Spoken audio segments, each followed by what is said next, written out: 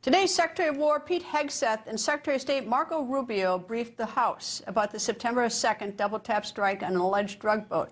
Before that briefing, Hegseth spoke to the media.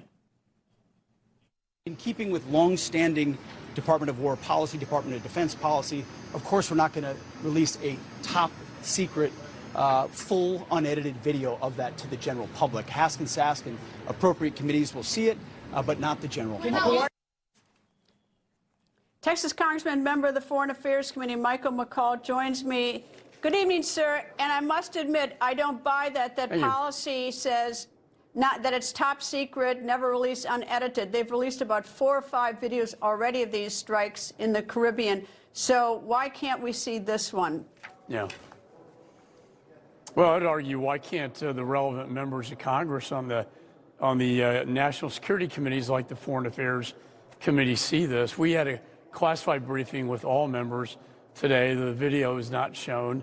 But I will say, Greta, I mean, that issue aside, I think this has been a tremendously successful campaign in the Caribbean. According to Marco Rubio today, and I don't think this is classified, they've seen a 90% deterrence in these vessels coming from Venezuela.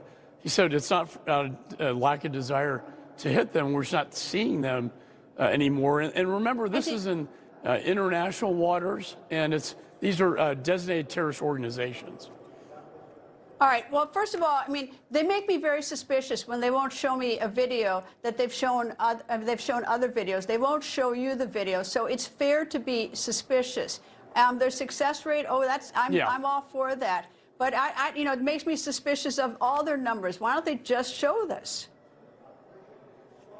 Oh, I think, I've found in my 22 years up here and chairing committees that, honesty and transparency is always the best way to go.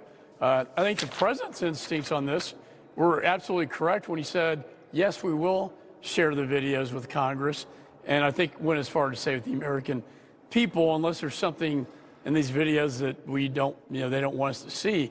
So I can't answer it until I've seen it to speak intelligently, but certainly the members of the national security committees should be able to see this video. So I tend to agree with you. I think transparency is always the right way to go.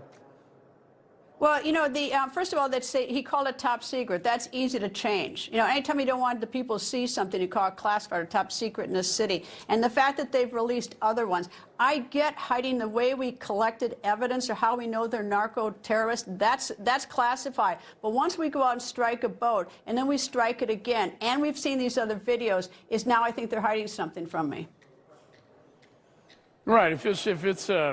If the videos in any way compromise our national security, capabilities, technical capabilities, that sort of thing, I can see them not wanting to release it, and maybe that's what they're concerned about. I'm sure they're probably running this through legal counsel and the lawyers about whether it can be released or not. But the operation itself, though, from top to bottom, has had lawyers all the way. It's used exquisite intelligence to determine a couple things. One, that there are drugs, that are weapons of war really coming from Venezuela into the United States. Two, that they are operated by designated terrorist organizations. That's very, very important. In fact, we heard today that many of these vessels have not been struck, but rather interdicted because they could not confirm that the cartels that have been designated terrorist organizations were on these vessels.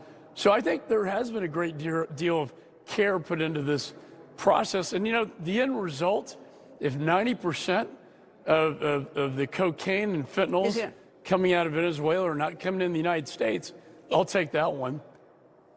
Well, more people are killed by fentanyl every year than 9/11 on one day. I will concede that's 80,000 to 3,000. But anyway, we'll see if they change their mind. Congressman Michael McCaul, thank you, sir. Yeah, thanks, Greta. Thanks for having me.